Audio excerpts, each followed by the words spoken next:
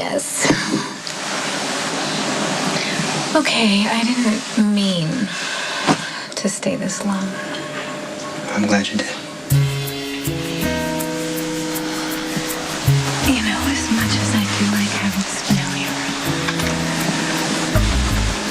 it's really, really nice having you to myself.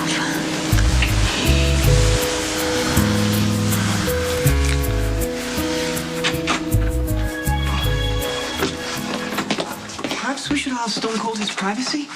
Are you serious? Jason's probably smoothing cement over someone as we speak. Unless he's upstairs in slumber, in which case our activity might be a bit intrusive, don't you think? Take it from me, sometimes you just need to put yourself first. Besides, we're planning our wedding. We need space to spread things out. My apartment's too small. It appears Maximista has shed her inhibitions regarding our upcoming nuptials. Well, I almost lost you, Smelly, and if Johnny hadn't been in that warehouse, I would be trying to figure out how to spend the rest of my life without you. Instead, we get to plan our wedding, which makes me the happiest bride on the face of the planet. Okay. To think of one beautiful place that maybe Spinelli and Maxie haven't considered yet.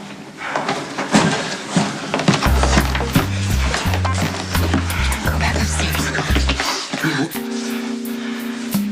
Greetings. Spinelli. And lots of other people.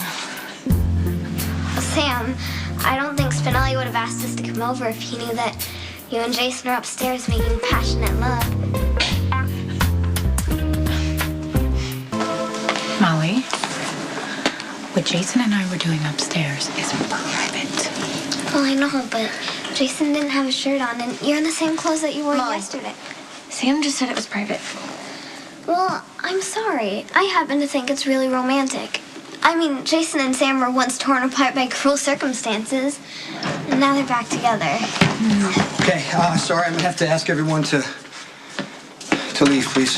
Well, that's just rude. Okay, if I could entreat my bride. I mean, Spinelli lives here, too. He has every right to invite as many people over as he wants to help plan the most important day of our lives. That's okay, Jason. We're just leaving. Were we?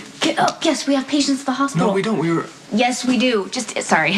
Ignore him. Okay, I do. okay. Well, we shall alert you as soon as we find a place to hold the ceremony. Okay, we should go too. We've got to practice our poetry readings just in case they actually find a place to hold the wedding. Okay, but first, I need to speak to Jason. Privately. Ending nuptials was not achieved. Thanks to Jason. But it is Stone Cold's house, and we failed to notify him of our assemblage.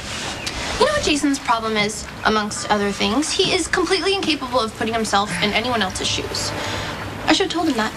Right after I told him that we weren't going to leave. I've been specifically instructed to request permission before inviting guests over in the future. But Jason's your best man. He's supposed to be thrilled for you, giving ideas, helping us plan the wedding. I don't think wedding preparation is Stone Cold's forte. Whatever. I hope Molly really embarrasses him while they're having their talk. Not wish Stone Cold any discomfort, but you know, in observing wise Molly, I did find myself hoping that you and I have such a discernible daughter of our own in the not-so-distant future. Sit down.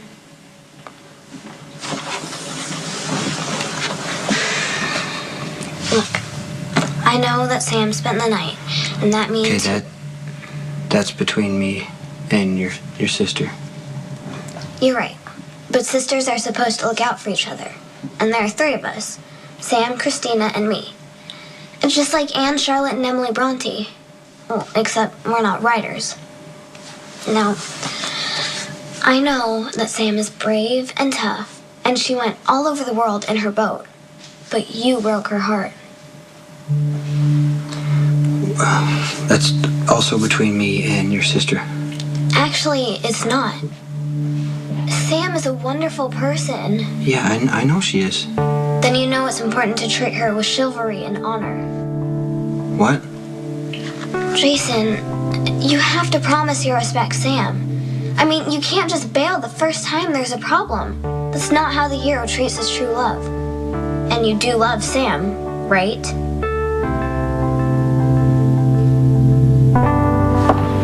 I care about Sam.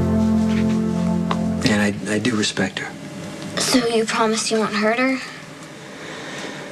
I mean, Sam and I, we made mistakes, but we forgave each other. And? And it's between me and her. I'm not finished with you yet. Would you say that your love with Sam is doomed, tragic, or fated? What? Love stories have all kinds of heroes. And I think you're probably the tragic kind.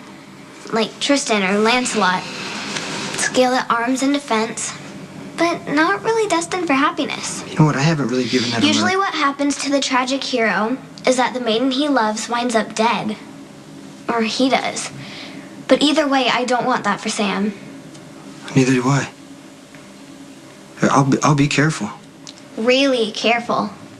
Adventure's cool, but dying isn't. Sam deserves a happy ending. And I guess you do too. So, now... Can I go back upstairs? I guess. Thank you for your time.